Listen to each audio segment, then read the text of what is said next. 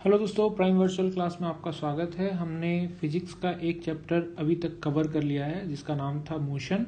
आज हम next chapter start करने जा रहे हैं जिसका नाम है force and laws of motion. तो लास्ट वाले चैप्टर में हम लोगों ने क्या क्या पढ़ा हुआ था वो पहले एक बार देख लेते हैं कि लास्ट चैप्टर में हम लोगों ने क्या क्या पढ़ा था। लास्ट चैप्टर में हमने पढ़ा था कि किसी ऑब्जेक्ट का स्ट्रेट लाइन में मोशन या फिर सर्कुलर मोशन। तो अभी सिंप्लिसिटी के लिए सिर्फ रखते हैं कि क्या कहते हैं स्ट्रेट लाइन में मोशन। तो उसमें हम लोगों ने क्या पढ़ा था कि मतलब उसमें ऑब्जेक्ट का पोजीशन चेंज होता है, वेलोसिटी चेंज हो सकता है, एक्सेलरेशन चेंज हो सकता है, ठीक है। और तो इसके हिसाब से जो ऑब्जेक्ट मोशन कर सकता है वो क्या कर सकता है, यूनिफॉर्म मोशन कर सकता है और नॉन यूनिफॉर्म मोशन कर सकता है। क्या कर सकता है, यूनिफॉर्म मोशन कर सकता है और नॉन यूनिफॉर्म मोशन कर सकता है, ठीक है। नॉन यूनिफॉर्म मोशन कर सकता है, ठीक है। लेकिन हम लोगों ने अभी तक जितना भी पढ़ा था उसमें ये बिल्कुल भी नहीं पढ़ा था कि जो ये वेलोसिटी, एक्सेलरेशन चेंज हो रहा है या फिर किसी बॉडी का पोजीशन चेंज हो रहा है उसके पीछे कॉज क्या है, किस वजह से वो चेंज हो रहा है। तो उसको इस चैप्टर में हम क्या है इसी कॉज को स्टडी करने वाले हैं कि किस कॉज की वजह से ऑब्जेक्ट के मोशन ऑब्जेक्ट में मोशन हो रहा है या स्टेट ऑफ मोशन चेंज हो रहा है।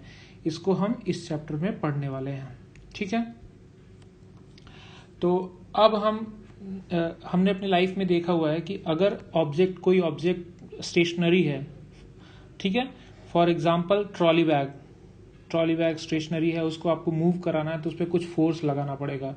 कोई बाइसिकल से जा रहा है, उसको रोकना है तो भी आपको क्या करना पड़ेगा, थोड़ा उसको पुश करके रोकना पड़ेगा, आगे से आके पुश करके रोकना पड़ेगा या फिर आपको ब्रेक लगाना पड़ेगा, ठीक है। तो अगर हम देखें तो कुछ इस तरह से कर सकते हैं कि जो स्टेशनरी ऑब्जेक्ट है, स्टेशनरी ऑब्जेक्ट को मूविंग ऑब्जेक्ट में कन्वर्ट करने के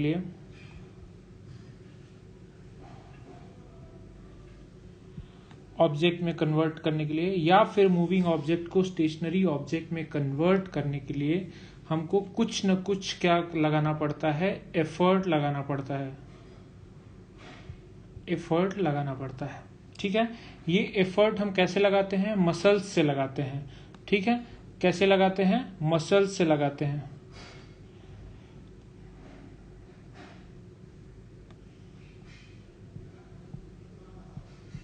ठीक है। इसको हम कैसे समझते हैं कि मसल से हमने एफर्ट लगाया है, तो उसमें आप देखेंगे कि या तो हम पुश करते हैं या हिट करते हैं या फिर पुल करते हैं। इस तरह से हम क्या करते हैं, किसी ऑब्जेक्ट के जो स्टेट ऑफ मोशन है उसको हम चेंज कर सकते हैं अपने मस्कुलर एफर्ट से। स्टेट ऑफ मोशन को चेंज कर सकते हैं, ठीक है। इतना हम लोगों ने देखा है अपने रियल लाइफ के एग्जाम्पल्स में, ठीक है। बहुत सारी जगह हमने ऐसा देखा हुआ है कि अगर वो स्टेशनरी है उसको मूविंग करना है तो भी एफर्ट लगाना पड़ेगा, अगर वो मूविंग है उसको स्टेशनरी बनाना है तो भी हमको कुछ एफर्ट लगाना पड़ेगा। अब ये एफर्ट क्या है, एफर्ट ही जो आपका है उसको फोर्स कहते हैं, ठीक है। जो एफर्ट हमने लगाया उसी को हम क्या कहते हैं, फोर्स कहते हैं, ठीक है, फोर्स कहते हैं। तो अब फोर्स क्या क्या कर सकता है, मैग्नीट्यूड ऑफ वेलोसिटी चेंज कर सकता है। क्या क्या कर सकता है, it can change magnitude of velocity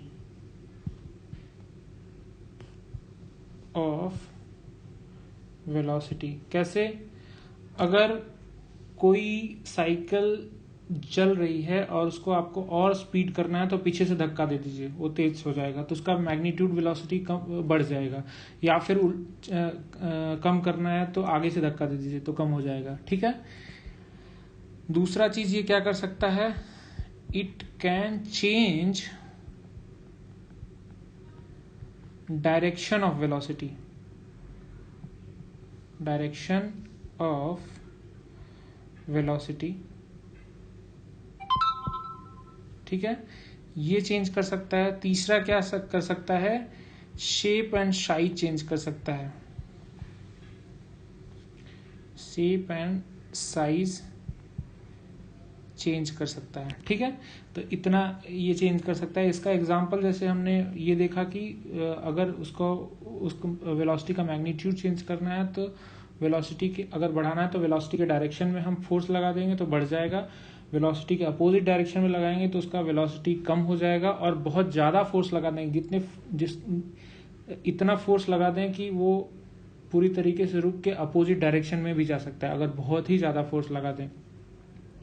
तीसरा चीज क्या कर सकते हैं, शेप एंड साइज चेंज कर सकते हैं। साइज जैसे चेंज करना है तो एक आपको अगर स्प्रिंग दिया हुआ है, इसको अगर आप पुल करेंगे, दोनों तरफ से पुल करेंगे तो ये स्प्रिंग का जो साइज है वो खिंच के बड़ी हो जाएगी। ये एग्जाम्पल आपने देखा।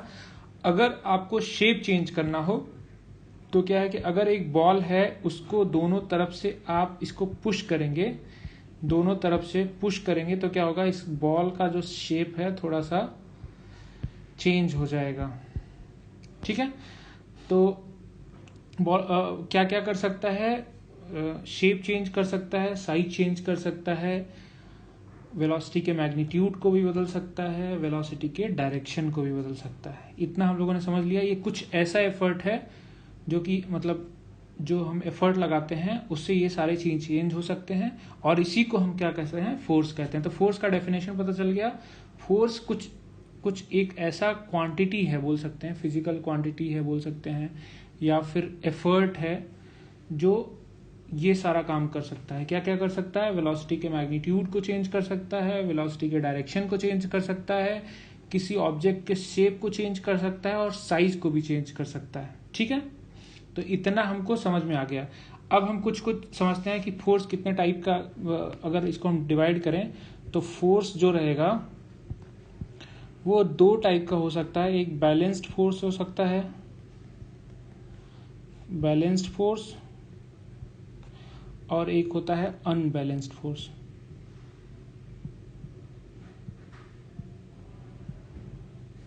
ठीक है। अब बैलेंस्ड और अनबैलेंस्ड फोर्स को हम क्या करेंगे कि एग्जाम्पल के साथ में समझेंगे, ठीक है। ये वाला गेम आपने देखा ही होगा कि रोप को दो साइड से इक्वल लोग पकड़ के उसको खींचते हैं और देखते हैं कि किसके साइड पे वो खींच के जा रहा है। तो अगर आप देखेंगे कि अगर दोनों साइड से इक्वल एंड अपोजिट फोर्स लगा हुआ है, इक्वल एंड अपोजिट फोर्स लगा हुआ है, मैग्नीट्यूड बराबर है दोनों का लेकिन डायरेक्शन अलग अलग है, तो ऐसी कंडीशन में ये मूवमेंट जो होगा किसी भी पॉइंट का, रोप पे किसी भी पॉइंट का मूवमेंट जो होगा वो किसी भी डायरेक्शन में नहीं होगा। अगर गलती से क्या हो गया, इस तरफ एक और आदमी आके पकड़ लिया, या फिर क्या हुआ कि इसमें से कोई एक स्ट्रांग है, तो ऐसी कंडीशन में क्या होगा कि इस तरफ ज्यादा फोर्स लगना शुरू हो जाएगा और इस तरफ कम ही लग रहा होगा। तो ऐसी कंडीशन में जो ये है पॉइंट है वो किस डायरेक्शन में, लेफ्ट डायरेक्शन में मूव कर जाएगा। तो इस एग्जाम्पल से हमको कुछ समझना है, कंक्लूड करना है। वो क्या कंक्लूड करना है, जब equal and opposite force magnitude बराबर रहेगा तो उसको बैलेंस्ड फोर्स कहेंगे। मैग्नीट्यूड बराबर होगा, बैलेंस्ड फोर्स क्या होगा, बैलेंस्ड फोर्स जो रहेगा इक्वल एंड ऑपोजिट फोर्सेस, ठीक है।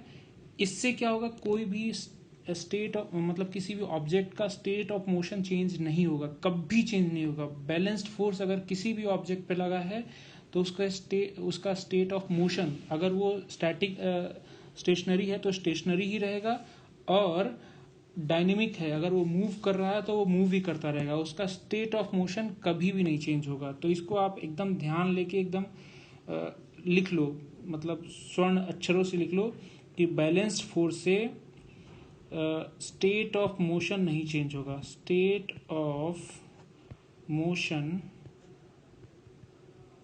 Will never change. ठीक है, तो बैलेंस्ड फोर्स से कभी भी स्टेट ऑफ मोशन नहीं चेंज होगा, स्टेट ऑफ मोशन नहीं चेंज होगा। ठीक है, अब अनबैलेंस्ड फोर्स का अगर बात करेंगे, अनबैलेंस्ड फोर्स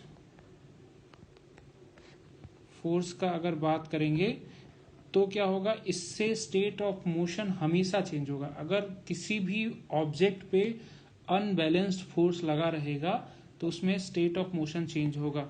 ठीक है, तो ये क्या हो गया, इसमें अनइक्वल फोर्सेस लगे रहेंगे अनबैलेंस्ड फोर्स में, और इसमें क्या होगा, state of motion will definitely change. State of motion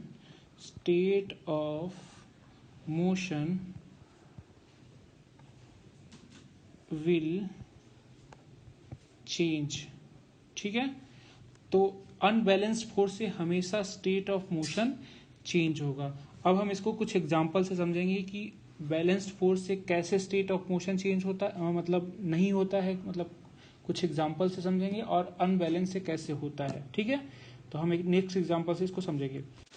आप इस एग्जांपल में अगर देखिए कि दो छोटे बच्चे हैं जिनको क्या काम करना है, ये जो मेज है इसको एक तरफ ढकेल के ले जाना है। तो ऐसे कंडीशन में वो क्या काम करेंगे, अगर वो बहुत स्मॉल फोर्स लगाते हैं तो वो क्या होगा कि चूंकि नीचे की तरफ वो रखा हुआ है, सरफेस पे रखा हुआ है, तो सरफेस पे इनके फोर्स के अपोजिट डायरेक्शन में एक क्या होगा, एक फ्रिक्शनल फोर्स लगेगा। तो स्मॉल फोर्स से ये बिल्कुल भी नहीं धकेल पाएंगे, क्योंकि जितना फोर्स ये लगाए रहेंगे उतना फ्रिक्शनल फोर्स उसको रजिस्ट करने के लिए लगेगा। तो ऐसी कंडीशन में क्या होगा, इक्वल एंड अपोजिट फोर्स हो जाएगा, तो वो क्या होगा, बैलेंस्ड फोर्स हो जाएगा। ठीक है, बैलेंस्ड फोर्स, तो वो क्या होगा, मूव नहीं करेगा। अगर मान लो कि ये थोड़ा सा और फोर्स लगाते हैं तो ऐसी कंडीशन में क्या होगा, फिर फ्रिक्शनल फोर्स और भी बढ़ जाएगा। तो इसको जो इसका डायरेक्शन होगा दैट विल बी ये वाला, और फ्रिक्शनल फोर्स का डायरेक्शन इस डायरेक्शन में। तो यहाँ पे भी क्या होगा, फ्रिक्शन फोर्स थोड़ा और बढ़ जाएगा। तो ऐसी कंडीशन में भी ऑब्जेक्ट मूव नहीं होगा, तो यहाँ पे भी बैलेंस्ड ही फोर्स रह जाएगा, बैलेंस्ड फोर्स ही रह जाएगा। ठीक है,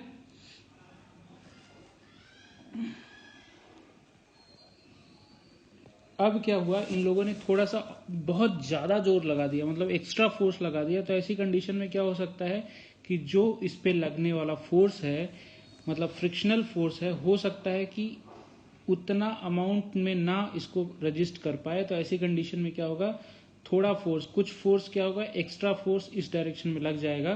तो क्या हो गया, ये अनबैलेंस्ड फोर्स